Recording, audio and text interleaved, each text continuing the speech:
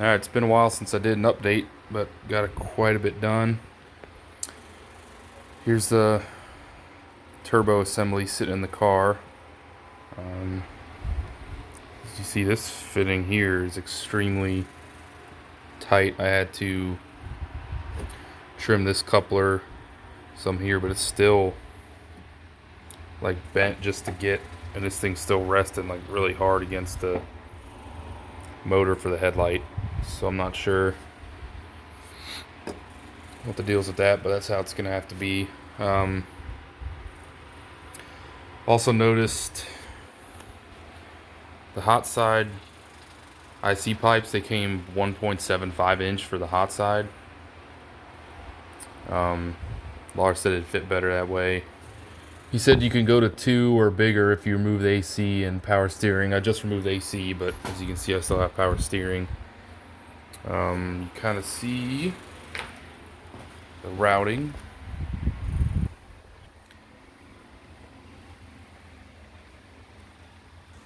And right here, you can see how extremely close that is to the valve cover. I actually took off the engine hook or whatever eyelet, that thing back there. That one was up here just because it was hitting in the way to get more room. And I had to do that, clock it that way, because if I clocked it any more that way, the wastegate wasn't going to fit right. I was going to have to modify the bracket or try to bend this, but I've seen other guys who did that and then theirs ended up snapping. So I was able to make it fit. I mean, we'll see how it does. I don't know with the engine running if that's going to be rubbing a lot. I think I might put some electrical tape just around that spot on the coupler and just see how it wears.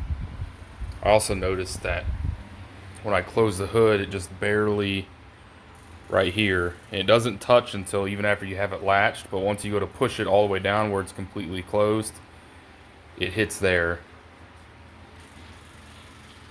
So I don't know, might just put a piece of rubber hose or something on there for that, and we'll see if it works. But I bought this cheap T3 turbo blanket off of Amazon. It's 26 bucks. Comes with these springs that you're supposed to wrap around to the eyelets on each side. It should actually be going this way, but it can't because of the wastegate is in the way there. So you can see the springers on the other side. We'll see how it does. I mean, I'm just hoping to contain some of the heat and hopefully won't have any issues.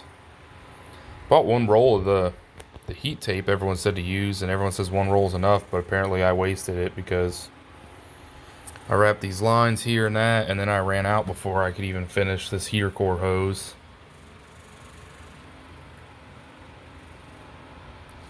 So we'll see. The other thing I had to do, see if I can get down there. So you can see the gap between the downpipe and the shelf is extremely close, and that's actually with me grinding back the shelf a good bit. I used the same bit that I used to port the wastegate, and I just trimmed the shelf back more. Trying to get in there, it's hard to. It's still pretty close. I don't know if it's going to, with it driving, if it's going to keep hitting. If it does, I'll have to take the downpipe off and grind some more. Might try to put I've seen other people have good luck to put like a GoPro camera under the hood while they're driving around, and then that way that later they can see what's hitting what. And since the last video, I got the transmission back in, the 949 Super Miata clutch. I kept my flywheel just because I'm about out of money, so I just got that resurfaced. It's 45 bucks. Put that back in there. Wasn't too bad. Drive shaft, got that back in, and then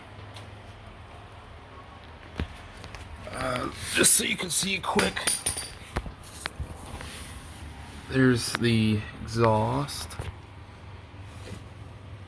There's the downpipe, comes down beside the transmission. You can see it's pretty close right there between the body and then the other side of the transmission. So what I did is I actually put the V-band clamp on and tightened it just enough to where you could still move the downpipe, and then I held it in place where it wasn't touching anything and had my wife tighten it from up top.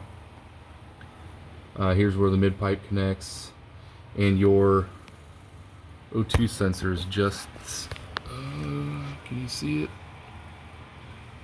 Oh no, wait, it's right there.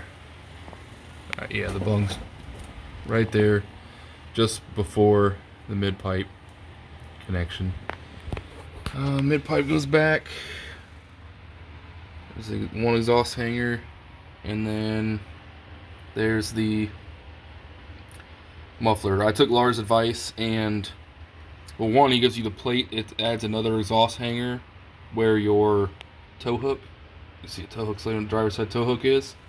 And right now I need to go buy another rubber exhaust hanger because right now I just used a couple zip ties to hold it up on that side.